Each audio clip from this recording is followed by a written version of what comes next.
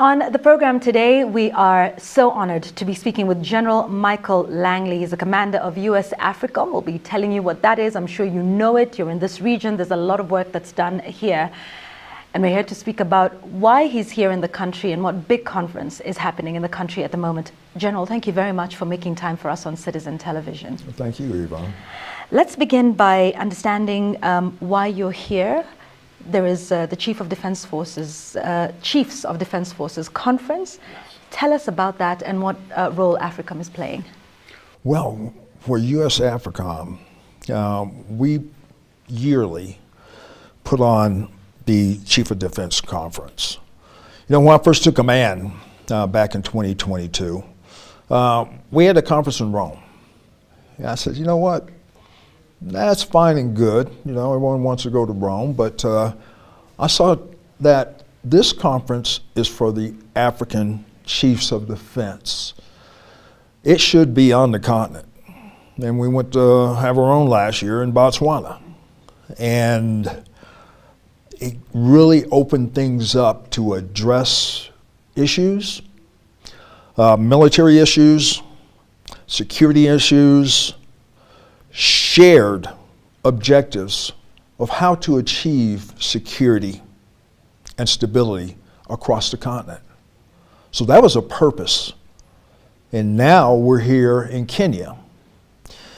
And as I had discussions with the Chad, General Kariri, he says, yes, I would love to host this conference. So it's an ownership by the Chiefs of Defense across Africa. And here we are. Tell us about the relationship between, AFRICOM and, of course, the various militaries around Africa. And we'll come to Kenya in a moment. Mm-hmm. But speak to us about the cooperation and the support that's been provided. How would you categorize that? Oh, wow. It's broad and wide as far as our engagement with the militaries across the continent, across the regions from North Africa to Southern Africa, East and West. We deepen our partnerships with various countries and their militaries to build towards what we see first as security comes first. For good governance and to institutionalize the militaries is the first step to be able to get stability and also prosperity for countries. That's where we engage with various countries across West Africa and East Africa and across the Maghreb as well, and then in Southern Africa. We've been building on these relationships for years, since 2007, 2008, engaging with various African countries that have shared objectives, shared values in our approach to the threats, but also to explore the opportunities. Okay. What's the shared objective with Kenya? We know we recently got major non-NATO ally status. How do you see that from a military and security perspective? Well, the KDF, the Kenyan Defense Forces, have a reputation here in East Africa as a leader and security exporter. They are an anchor country, the KDF, in being able to, whether it was a few iterations ago of the Somalia mission, and then of late, ATMIS forces, and now awesome. Every one of those iterations, Kenya was there. I meet with President Hassan Sheikh Mohammed on numerous occasions, and he speaks very highly of the brothers and sisters in arms on his border in Kenya and their leadership, and how his Somali National Army depend on them to be able to be the leaders of institutionalizing and professionalizing the forces. Kenya does that so well. What do you see then, now that we're talking about Somalia, let's speak about that for a moment. Now, it was ATMIS, there's been the drawdown from that. Yes. How would you assess the capacity of the army and the military there towards upholding security? Because, like you say, that's something that's shared between yes. Kenya and Somalia. It ebbs and flows, especially during major transitions. And, point be known, I know that there was, at the first of the year, just a number of political type things, and I don't really get into that would affect overall security and the ability for the Somali National Army to perform, because there were some unknowns. And so whether it was between Somalia or the federal member states or the Somali national government and outwardly to other countries, there was things that they had to work out. That had effect on operations. I'm thinking they're getting past that, but the most pressing piece that stressed their continuation of operations was a transition from ATMIS to AWESOM at the first of the year. And anytime there's change, there is a ability for the adversaries to exploit that gap or seam in time and push their operations, trying to be able to get a foothold and take the fight to the Somali National Army. That's what we're seeing now. But this is a very resilient force, force generation. A number of partners are helping to be able to recreate what they've achieved in the last couple of years across central Somalia and even into the south. Why do you think the threat remains so persistent decades on? There's been quite a bit of work that's been done in Somalia. AFRICOM has played a very central role. Why do you think the threat of terror remains persistent, and what is the end game? What does that look like?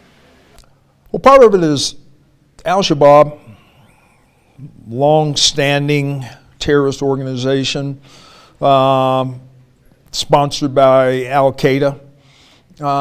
They want to be able to use their operations, their information operations, become that shadow governance, illicit activities, nefarious activities, preying upon the people across Somalia, the marginalized clans, with false narratives and saying that they're here and they can provide better than the government. So they've been doing that for a number of years. They've been doing a number of, within their own funding type, really pressing some of the clans for resources, actually just capturing resources, taxes, illegal taxation on these members, and saying that they are going to be the provider when they're actually not. So the federal government of Somalia has been very active at trying to downplay that and doing assurance actions, getting out in the community. So through their liberation phases and stability operations, they bring their whole of government in providing services, education, to connect with the outer regions across Haran, Galmudug, and other regions across Somalia. I want us to focus now because there's a lot happening in the region, and a lot of that affects the peace and security and stability of Kenya being yes. central in the region. I'd like us to focus now for a moment on Sudan. Yes. The crisis there now in its second year. Two sides. In this conflict, one indicted for crimes against humanity in Darfur, the other is facing legitimacy questions due to a coup. In this divide, General Langley, does AFRICOM have a side? Well, that's a policy question. Right now, we want peace because, point being known, these atrocities and this civil war since 15 April 2023, and the displaced population from the Darfur region into other countries. It's a travesty. The casualties there are equivalent to any other place on the globe. And that story needs to be told. Burhan and Hamedi going at it, two warlords that actually was a coup within itself. It was supposed to be civilian governance. It was supposed to be elections. And then war broke out. Who suffered from that? The people of Sudan suffered from that. So we're trying to push for peace. There needs to be coming. So that's in our policy realms and diplomatic realms of those leaders across the globe, to get them to come to the table. There was atrocities on both sides. And what role is Africa playing, if any, even behind the scenes? This is strict. This is at the higher level. Okay. As far as the diplomatic piece, we don't have a military role there. Do you see the Sudan conflict as posing a great security threat in the Horn of Africa? Or how would you assess, that situation? It could emanate. Yeah. It can emanate. Just the instability there, and could affect more migration, whether that migration goes east, west, or even north, of displaced populations.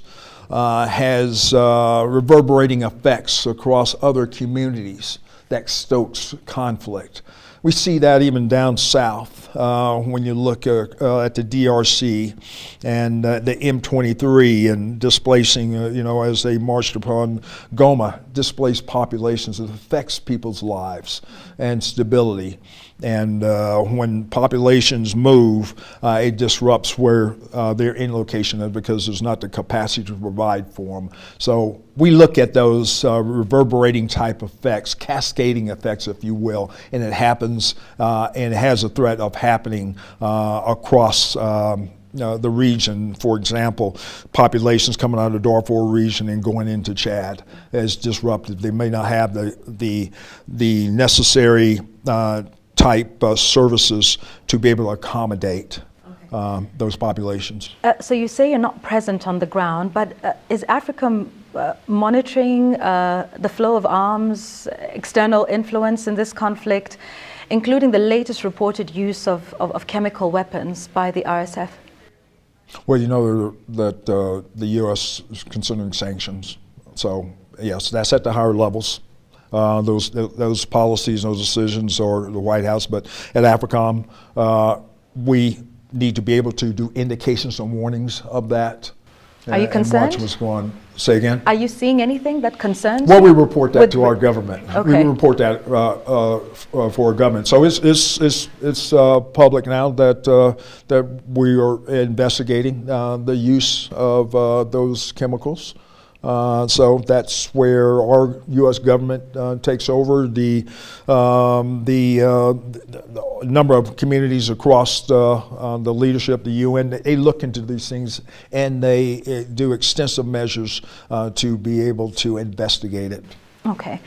I want us to talk a little bit broadly now, because we've focused on the crisis in Sudan, the war on terror, across the border in Somalia. But do you see, a threat beyond the reference to terrorism? What do you think is the greatest threat in the region at the moment, beyond the common reference, for instance, to terror? Well, I would just say just a number of layered threats that I see across the Sahel that emanates downward and could even rise up and back into the Maghreb. When conditions are met, it could exacerbate more instability across the population. That's why I always said that when we look for a solution set, and we're going to be able to table this issue again at this Chad conference, what is the enduring solution for terrorism?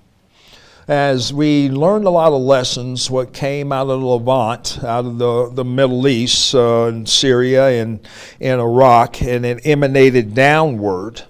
Because it's important that I put this statistic out there. In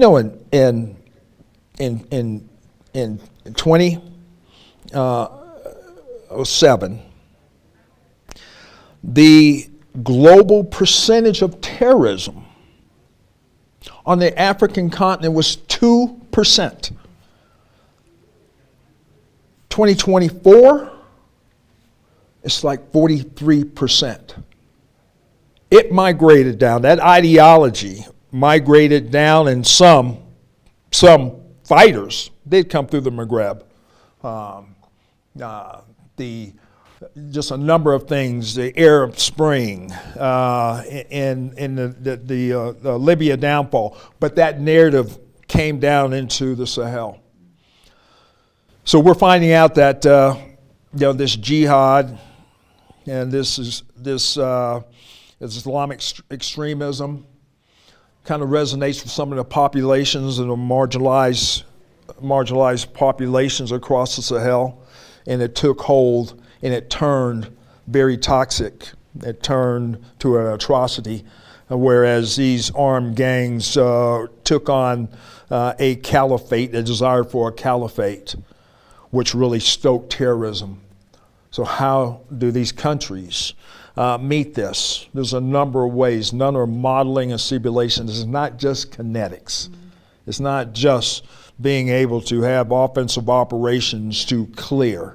It's a whole of government approach by these African countries, building in education systems, building in the true sense of religion in these populations, and providing services so these military-aged males are not indoctrinated into terrorist activities. Yeah.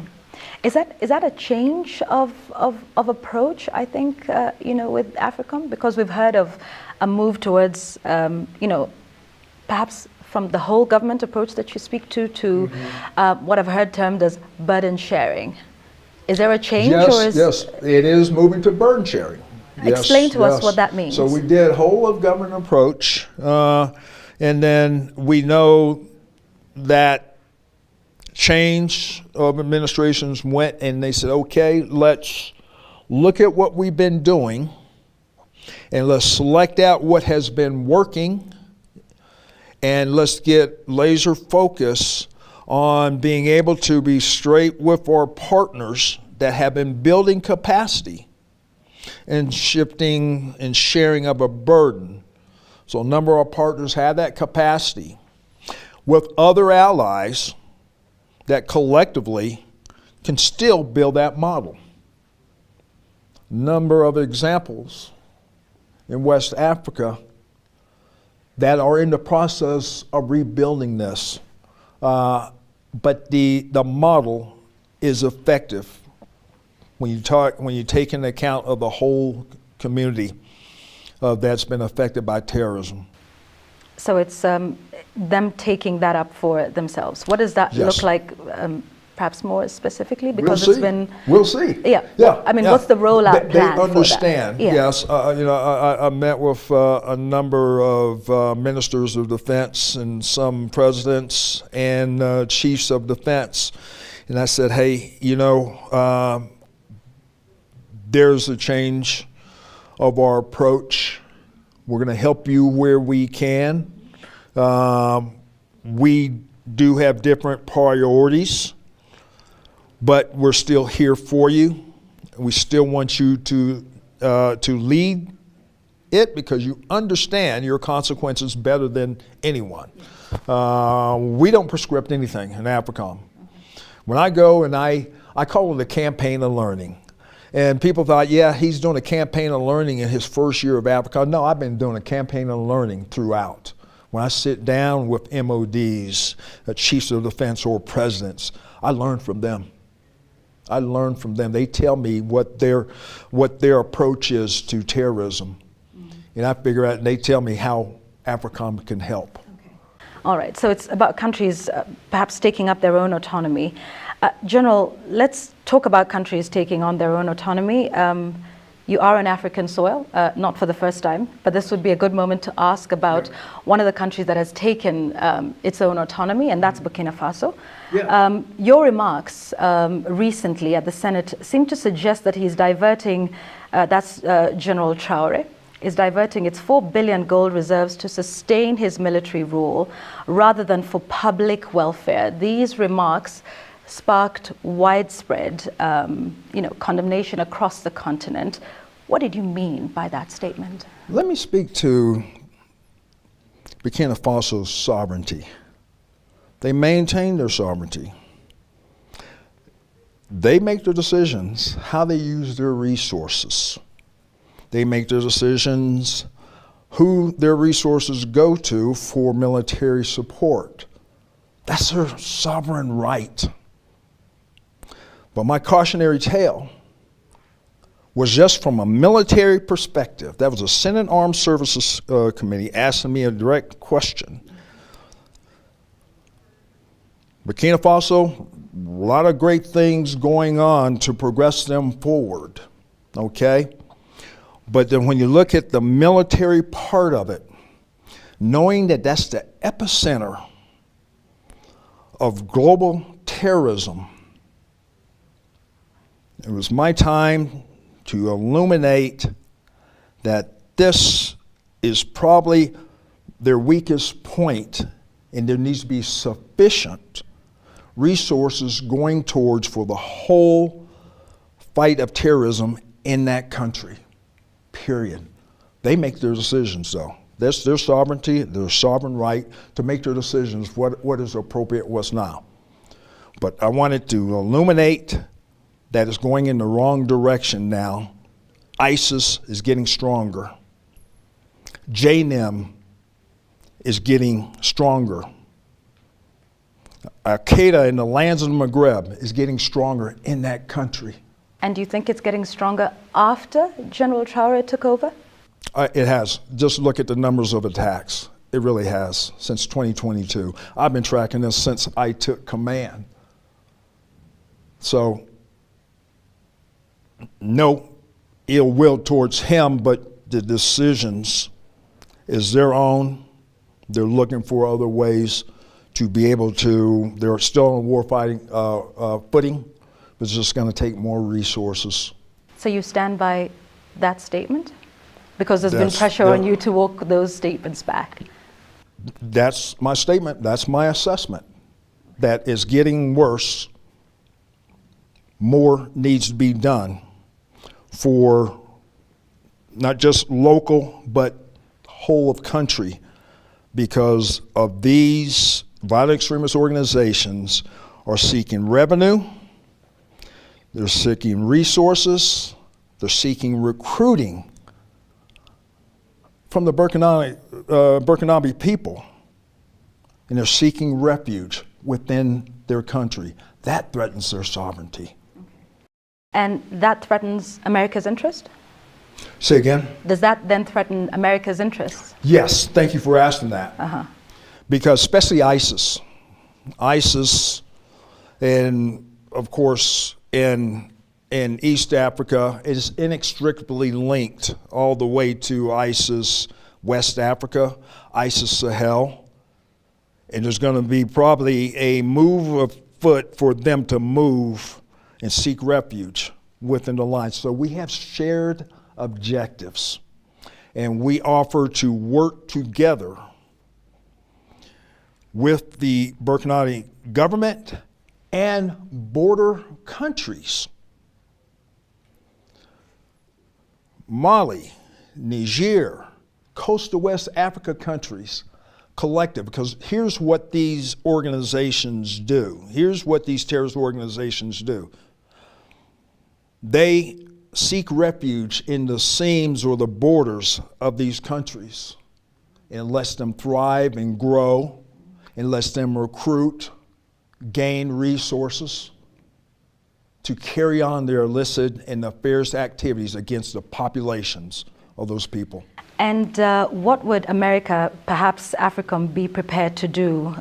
Would you be considering an ouster like we saw with Muammar Gaddafi in Libya? Because there's still many Africans who are yet to recover from that. If this is a bigger threat, as you say, in Burkina Faso, what is AFRICOM prepared to do about it? We do indications and warnings. There's a number of activities that we do, and I will just go ahead and mention building institutional capacity. There's not going to be U.S. boots on the ground. Very, very small for exchange of ideas and training, exercises. Over time, that builds institutional capacity and capability in these armies. There, AFRICOM, we are working towards a burden sharing and a burden shift for their independent operations. That's our goal. We have the shared objectives because these same terrorist groups can threaten our homeland. So we're in concert. I was just in African Lion over in Morocco. A number of countries working together to be able to Is Burkina Faso invited here today for this conference? Yes. Yes. They were invited to African Lion in Morocco. Yeah. Yes. Yeah. Like I said, we're moving forward. Okay. We're moving forward because we have that shared goal of defeating terrorism. All right. Speaking of that, because the reaction out of the statements that you made about Burkina Faso were several African leaders feeling you are speaking on sovereignty issues that America shouldn't be. And as a result, there are those who see the role of Africa as less of a partner in, the war against, shared threats, as you mentioned, and more of a protector of Western or American economic interests that allows access to Africa's vast mineral resources, and as more of a paternalistic relationship than one of respect amongst peers. What would you respond to that? I respond that there's others on the globe that do that. There's others on the globe that do that. I'm not even bring it up. We should have even already know, okay? But I'm going to even bring that up. Okay.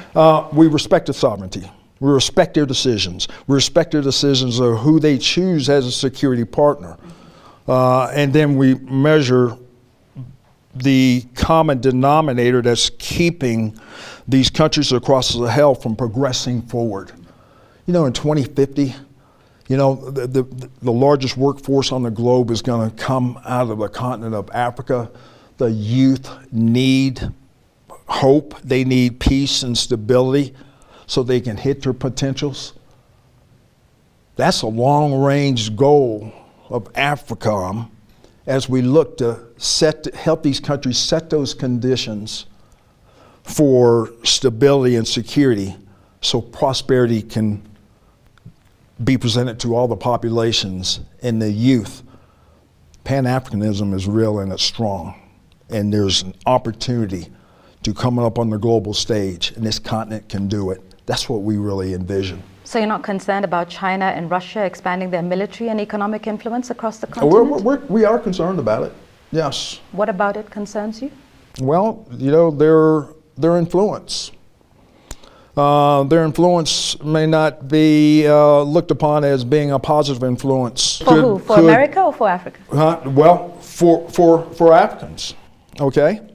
And then, so Americans have that in mind, that for the African people and across all countries, be able to hit their maximum potential and independence and sovereignty and also freedoms by rules-based international order, being able to get on the global stage and take a leadership role and provide for the people in peace and stability. Some of those aims are not the same as the approach of those other countries on the global stage. So that's my perspective. Do you have a counter strategy? Do we have a counter strategy as far as to China, Russia, their presence, because you say it doesn't align with the shared values? Well, what we watch is the continent of Africa does not need to be militarized, let's put it that way. Does not need to be militarized. So we watch, as far as security agreements and what does it mean? Is it really for the stability to fight the threats of a African country, or is it for them and their ability to establish a global hegemon of basis? That's what concerns us. We'll have to leave it there for now. Thank you very much, right. General Michael Langley. Thank you very much for speaking with us on Citizen Television. We appreciate your time.